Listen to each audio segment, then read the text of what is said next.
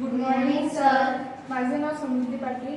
आमच्या शाळेचे नाव पंचकुलाबाई हरणे विद्यालय अंजनगाव सुरजी. माझे नाव माहेश्वरी आवणकर. माझं नाव गायत्री पाटील. माझे नाव महेश शेख.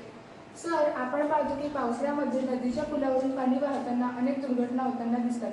ही एक अत्यंत गंभीर समस्या आहे. विशेषतः ग्रामीण किंवा डोंगराळ भागांमध्ये अशा परिस्थितीत पुलावरून प्रवास करताना अपघाताची शक्यता जास्त असते. यामध्ये दरवर्षी अनेक लोकांचा बळी जातो. मोठ्या प्रमाणात आर्थिक हानी सुद्धा होते. ही समस्या दूर करण्यासाठी आम्ही smart security bridge for flood म्हणजे सुरक्षित पूल प्रकल्प बनवला आहे.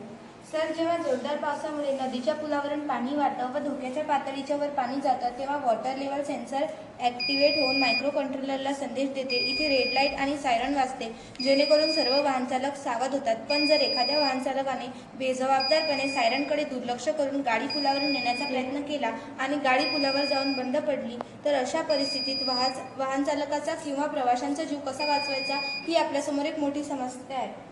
या प्रकल्पाद्वारे ही समस्या दूर केली जाऊ शकते. अशा परिस्थितीमध्ये पुलावर टाकलेली metal sheet automatic sensor system मोडमध्ये येऊन 3 ते 4 फूट वर उचलली जाईल व गाडी सुरक्षितपणे पुलाच्या बाहेर येईल. अशा पद्धतीने आपण वाहन चालकाचा प्रवाशांचा जीव या प्रोजेक्टच्या माध्यमातून वाचवू शकतो. Requirement of the project. Obstacle sensor.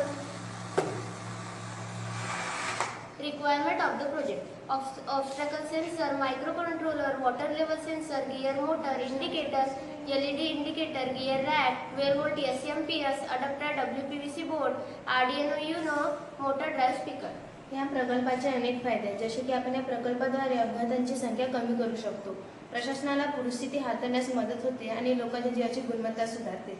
सुरक्षित वाहतुकीसाठी सहाय्यक ठरते.